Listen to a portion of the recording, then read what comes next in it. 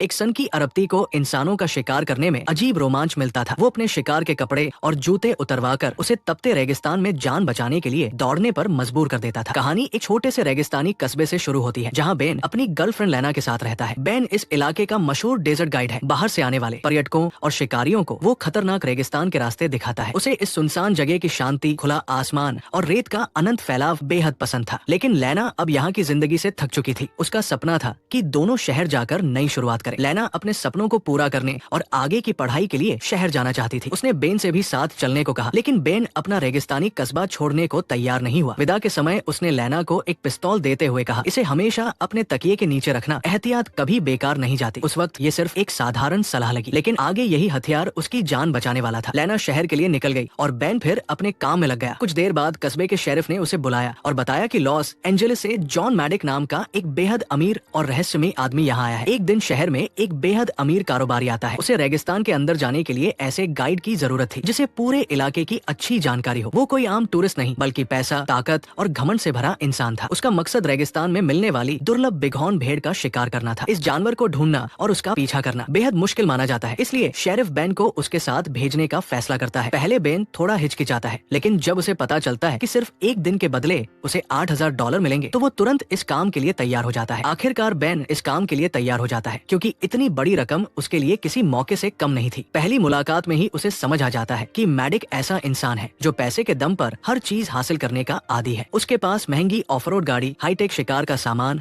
और बेहद घमंडी रवैया होता है, मानो कानून उसके लिए कोई मायने ही न रखते हो। दोनों रेगिस्तान के अंदर निकल पड़ते हैं। लंबा सफर तय करते करते रात हो जाती है, इसलिए वे वही एक कैंप लगा लेते हैं। आग के सामने बैठे मैडिक बेन से उसकी निजी जिंदगी के बारे में बातें छेड़ देता है। बेन बताता है कि लाइना अब शहर में बस चुकी है। वो चाहे तो उसके साथ नई शुरुआत कर सकता था, लेकिन रेगिस्तान ही उसकी असली दुनिया है। इसी दौरान वो अपने बचपन की सबसे दर्दनाक याद साझा करता है। एक बार वो अपने माता पिता के साथ इसी रेगिस्तान में फंस गया था। उनकी गाड़ी खराब हो गई और कई दिनों तक कोई मदद नहीं पहुंची। तपती धूप से बचाने के लिए उसकी माँ बार बार उसके चेहरे पर लिपस्टिक लगाती रही ताकि उसकी त्वचा झुलस न जाए। उसी छोटी सी कोशिश ने बेन की जान बचा ली, लेकिन पानी खत्म होने से उसके माता पिता ने उसकी आंखों के सामने दम तोड़ दिया। बेन की आंखें नम हो जाती है जब वो बताता है कि उसके माता पिता इसी रेगिस्तान में तड़ तड़ कर दुनिया छोड़ गए थे। ये हादसा आज भी उसे भीतर तक झकझोर देता है। मैडिक सब सुनता है, लेकिन उसके चेहरे पर कोई पछतावा या भावना नहीं दिखती। उसके लिए रेगिस्तान सिर्फ रोमांच की जगह था, जबकि बेन के लिए यही सबसे दर्दनाक यादों का ठिकाना था। अगली सुबह दोनों शिकार के लिए निकलते हैं। बेन पूरे इलाके पर बारीकी से नजर रखता है, लेकिन मैडिक अधीर होकर बिना सोचे समझे गोलियां चलाने लगता है। तभी बेन समझ जाता है कि उसे असली शिकार का ज्यादा अनुभव नहीं है। वो पूछता है, तुम्हें शिकार की इजाजत किसने दी? मैड मुस्कुराकर कहता है, मेरे पास परमिट नहीं, लेकिन पैसा है, और मेरे लिए वही सबसे बड़ा परमिट है। बेन समझाता है कि बिना परमिट शिकार करना गैर कानूनी है, खासकर किसी दुर्लभ और संरक्षित जानवर का। मगर मैड उसकी बात अनसुनी कर नोटों की गड्डी आगे बढ़ा देता है। बेन कुछ पल चुप रह जाता है, क्योंकि उसके सामने पैसों का लालच नहीं बल्कि मजबूरी खड़ी थी। थोड़ी देर बाद दोनों एक ऊंची चट्टान पर पहुंचते हैं। बेन दूरबीन से पूरे इलाके को ध्यान से देखता है, लेकिन उसे कहीं भी वो बड़ा शिकार नजर नहीं आता। दोनों काफी देर तक रेगिस्तान में भटक रहते हैं, लेकिन उन्हें बिघौन शीप का कोई निशान नहीं मिलता। मडक बार बार अधीर होकर बेन पर दबाव डालता है और जल्द शिकार दिखाने की जिद करता है। तभी उसकी नजर दूर चट्टानों के बीच हल्की सी हरकत पर पड़ती है। बेन उसे रोक पाता उससे पहले ही मडक ट्रिगर दबा देता है। गोली की गूंज पूरे रेगिस्तान में फैल जाती है। बेन घबरा जाता है, क्योंकि उसने अभी फायर करने के लिए कहा ही नहीं था। दोनों दौड़ते हुए उस जगह पहुंचते हैं, लेकिन वहाँ का नजारा देखकर सन्न रह जाते हैं। वहाँ कोई जानवर नहीं, बल्कि चार्ली नाम का एक बुजुर्ग आदमी खून से लथपथ पड़ा था। चार्ली इसी इलाके में खनिजों की तलाश करता था। उसकी हालत देखकर बेन घबरा गया और तुरंत उसके पास पहुंचा। उसने कहा, हमें अभी मदद बुलानी होगी, ये हादसा था, अगर सच बता देंगे तो शायद मामला संभल जाए। इतना कहकर वो फर्स्ट एड किट लेने गाड़ी की ओर दौड़ पड़ा। उधर मैडिक अकेला खड़ा चार्ली को देख रहा था। उसके चेहरे पर घबराहट साफ थी। उसे समझ आ चुका था कि उससे बहुत बड़ी गलती हो गई है, लेकिन अपनी जिम्मेदारी मानना उसके स्वभाव में नहीं था। उसने तुरंत अपने आदमी को फोन लगाया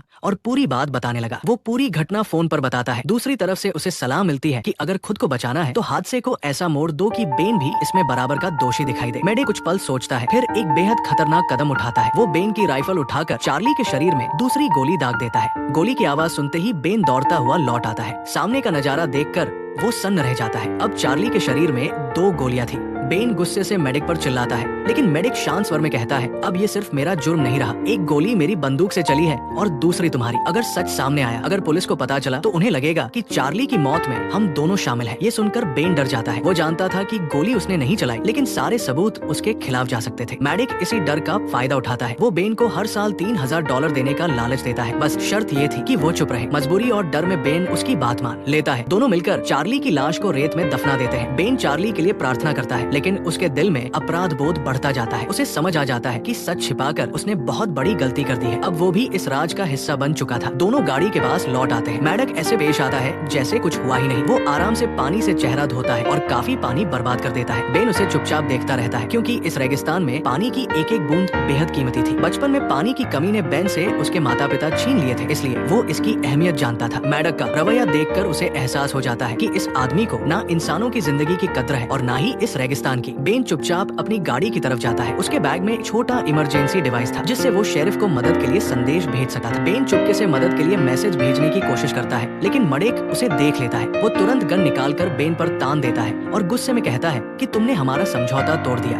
अब मैं तुम पर भरोसा नहीं कर सकता। मेडिक बेन से इमरजेंसी डिवाइस छीनकर उसे अपने पैर से तोड़ देता है। अब बेन पूरी तरह फंस चुका था। इसके बाद मेडिक अपना खतरनाक इरादा दिखाता है। वो गन पॉइंट पर बेन को अपने कपड़े और जूते उतारने का आदेश देता है। बेन हैरान रह जाता है और समझ नहीं पाता कि मेडिक आखिर क्या करने वाला है। बेन को समझ नहीं आता कि मेडिक आखिर करना क्या चाहता है। वो उससे पूछता है, लेकिन मेडिक शांत होकर कहता है कि अगर बेन को सच में घर जाना है तो उसे इसी तरह जाना होगा, बिना जूतों, बिना कपड़ों और बिना पानी के। बेन जानता था कि मना करने पर मेडिक उसे वही खत्म कर सकता है। अपनी जान बचाने के लिए वो मजबूरी में सब कुछ उतार देता है। अब वो तपते हुए रेगिस्तान के बीच अकेला खड़ा था। गर्म रेत उसके पैरों को जला रही थी। ऊपर सूरज आग उगल रहा था और चारों तरफ सिर्फ सूखी जमीन, चट्टानें और डरावनी खामोशी थी। मेडिक ने उसे ऐसी जगह छोड़ दिया था जहां बचना लगभग नामुमकिन लग रहा था। मेडिक अपनी शानदार गाड़ी में आराम से बैठ जाता है। ऐसी चालू करके वो स्को के जरिए बेन पर नजर रखने लगा है। उसका मकसद बेन को तुरंत मारना नहीं था, बल्कि उसे रेगिस्तान की गर्मी, प्यास और कमजोरी से धीरे धीरे टूटते देखना था। वही बेन दर्द के बावजूद आगे बढ़ता रहता है। हर कदम उसके लिए किसी सजा से कम नहीं था। तपती रेत पैरों को जला रही थी, गला सूख चुका था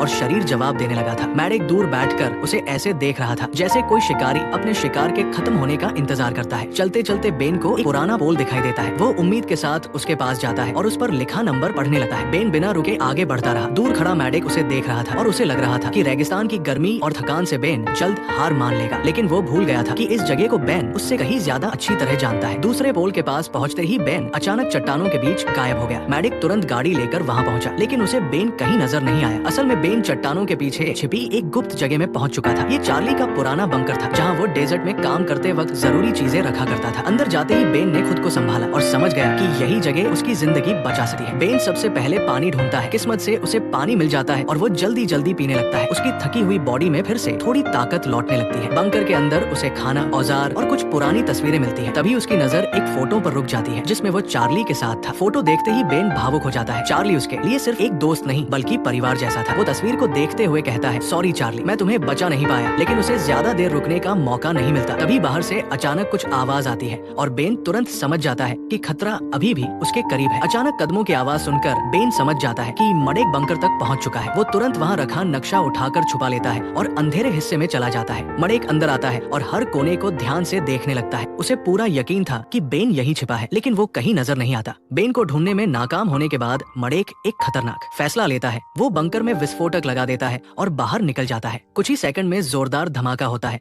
और पूरा बंकर मलबे में बदल जाता है। मेडिक दूर खड़ा होकर सोचता है कि अब बेन बच नहीं पाएगा। मेडिक को लगा कि धमाके के बाद बेन हमेशा के लिए खत्म हो चुका है, लेकिन उसे नहीं पता था कि बेन आखिरी पल में बंकर के दूसरे रास्ते से बाहर निकल गया था। घायल और कमजोर होने के बावजूद वो अभी भी जिंदा था। बेन चट्टानों के बीच आगे बढ़ता है। उसके पास बंकर से मिला वही मैप था, जो शायद अब उसकी जान बचाने का एकमात्र सहारा था। वो किसी तरह रेगिस्तान पार करने की कोशिश करता है, लेकिन तभी मेडिक दोबारा उसके सामने आ जाता है। बेन को जिंदा देखकर वो हैरान रह जाता है। अब मेडिक का गुस्सा और खतरनाक इरादा दोनों पहले से ज्यादा बढ़ चुके थे। वो बेन को देखकर कहता है कि मेडिक ने साफ कह दिया था कि अगर बेन घर जाना चाहता है तो उसे चलते रहना होगा। इस बार अगर उसने छिपने या भागने की कोशिश की तो मेडिक दूर से ही उसे गोली मार देगा। बेन के पास आगे बढ़ने के अलावा कोई विकल्प नहीं था। उसके पैर जख्मी थे और शरीर जवाब दे रहा था। थोड़ी दूर चलने के बाद उसे वो जगह दिखी जहाँ वो और चार्ली कभी आराम किया करते थे। वहाँ एक पुराना सोफा पड़ा था। बेन ने उसका फोम निकाला और अपने पैरों पर बांध लिया। वो जूते नहीं थे, लेकिन लेकिन उस हालत में वही फोम उसके लिए जिंदगी बचाने वाला सहारा था। अब उसे इसी के सहारे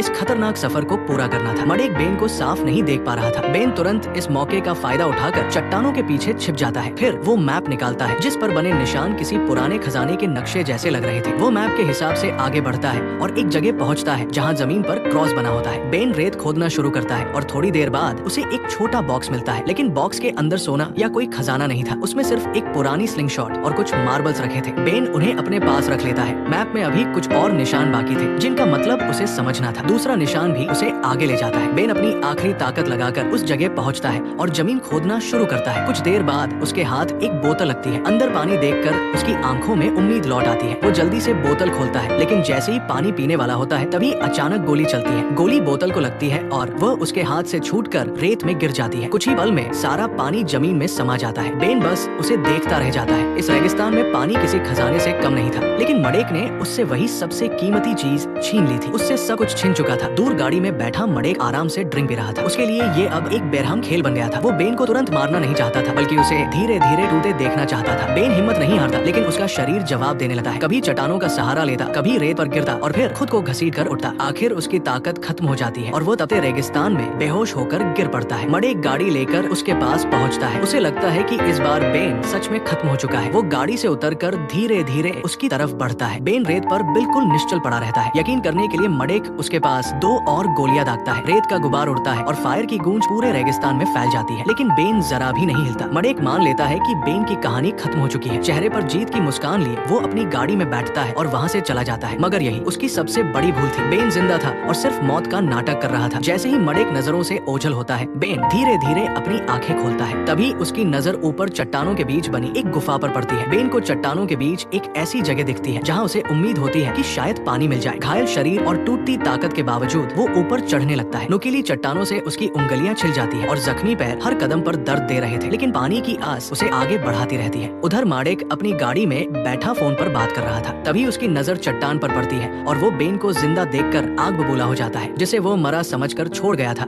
वो अब भी बचने की कोशिश कर रहा था। मडेक तुरंत राइफल उठाता है और बेन पर गोलियां बरसाने लगता है। गोलियां लगातार उसकी तरफ बरस रही थी। कई गोलियां पास की चट्टानों से टकराई, लेकिन बेन हिम्मत नहीं हारता। वो पूरी ताकत से ऊपर चढ़ता है और आखिरकार गुफा के अंदर पहुंच जाता है। अंदर पहुंचते ही वो पानी ढूंढने लगता है, मगर पूरी गुफा में उसे एक बूंद भी नहीं मिलती। इतनी मुश्किलें सिर्फ पानी की उम्मीद में झेलने के बाद भी उसके हाथ निराशा ही लगती है। बाहर मडेक चिल्लाता है, सरेंडर कर दो, अब तुम बच नहीं सकते। बेन कोई जवाब नहीं देता। उसे पता था कि दिन में बाहर निकलना मौत को दावत देने जैसा होगा, इसलिए वो गुफा के अंदर चुपचाप इंतजार करता रहता है। दिन भर की थकान के बाद बेन गुफा में दुबक कर रात का इंतजार करता है। जैसे ही सूरज डूबता है, तपता रेगिस्तान बर्फ जैसी ठंडी रात में बदल जाता है। दूसरी तरफ मडेक ने अपनी जीप की तेज लाइटें गुफा पर टिका कर रखी थी, ताकि बेन बाहर आते ही उसकी नजर में आ जाए। लेकिन इस बार बेन घबराने के बजाय चालाकी से काम लेता है। अंधेरे का सहारा लेकर वो गुफा के पीछे वाले संकरे रास्ते से निकलता है। धीरे धीरे चट्टानों से उतरकर वो बिना आवाज किए मडेक की गाड़ी तक पहुंच जाता है। उसी समय मडेक का ध्यान कुछ सेकंड के लिए भटकता है और बेन तुरंत उस मौके का फायदा उठा लेता है। मडेक की गाड़ी के पास पहुंचकर बेन उसकी जैकेट चुपके से उठा लेता है, लेकिन जल्द ही मडेक समझ जाता है कि बेन उसकी गाड़ी तक पहुंच चुका था। वो गुस्से में गाड़ी स्टार्ट करके तेजी से रिवर्स करता है। उस वक्त बेन गाड़ी के नीचे छिपा हुआ था। जैसे ही गाड़ी पीछे हटती है, वो फुर्ती से निकलकर पास की चट्टानों के पीछे लुढ़क जाता है और अपनी जान बचा लेता है। अब मडेक पूरी तरह बेकाबू हो चुका था। वो बेन की तरफ एक विस्फोटक फेंक देता है। जोरदार धमाका होता है, लेकिन बेन किसी तरह बच निकलता है। तभी उसे जवाब देने का मौका मिल जाता है। वो ट्रेजर बॉक्स से मिला स्लिंग शॉट निकालता है और उसमें एक कंचा फंसा देता है। मडेक उसे खत्म करने के लिए आगे बढ़ता है। बेन सही वक्त का इंतजार करता है, फिर सांस रोककर पूरी ताकत से मार्बल फेंक देता है। मार्बल सीधा मडेक के सिर पर लगता है और वो जोरदार चोट से वही बेहोश होकर गिर पड़ता है। पहली बार बाजी पलट चुकी थी। जो अब तक शिकारी था वही जमीन पर पड़ा था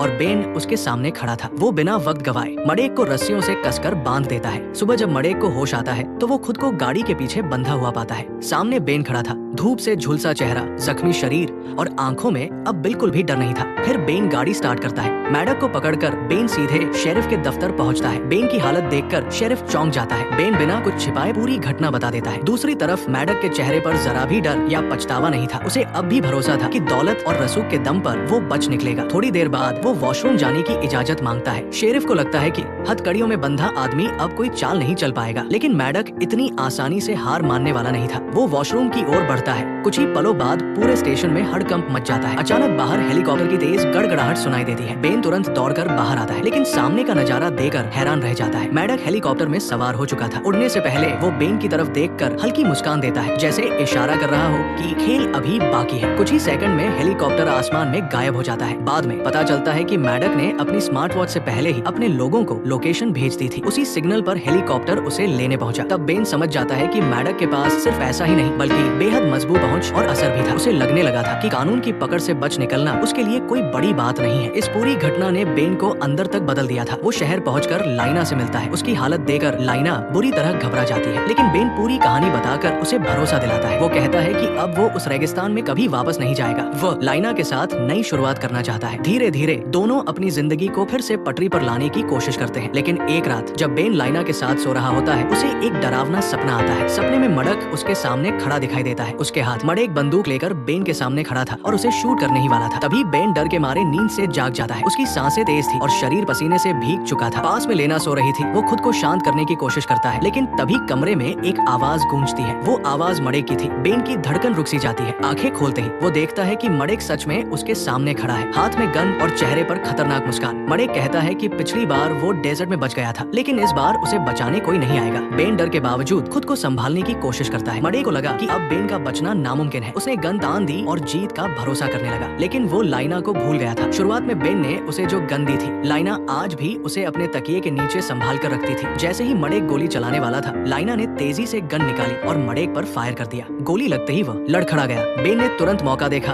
और अपनी गन उठा ली। उसने मडक पर निशाना साधा और इस बार वो बच नहीं पाया। जिस इंसान को अपनी दौलत, ताकत और हथियारों पर घमंड था, आखिर में वही सब उसके खिलाफ चला गया। मडक का खेल यही खत्म हो गया, जो हर किसी को अपने हिसाब से चलाना चाहता था। आखिरकार उसका अंत उसी जगह हुआ जहाँ वो आखिरी बार बेन को मारने पहुंचा था। बेन और लैना कुछ देर तक बिना कुछ बोले वही खड़े रहे। चार्ली की मौत का बदला भी अब पूरा हो चुका था। एक छोटी सी हंटिंग ट्रिप से शुरू हुई ये कहानी उस खतरनाक शिकारी के अंत पर खत्म हुई, जो इंसानों को भी सिर्फ अपने शिकार की तरह देखने लगा था। ऐसी ही शानदार मूवी कहानियों के लिए हमारे चैनल मानवी जेनी को सब्सक्राइब करें। जल्द मिलेंगे अगले वीडियो में एक नई कहानी के साथ।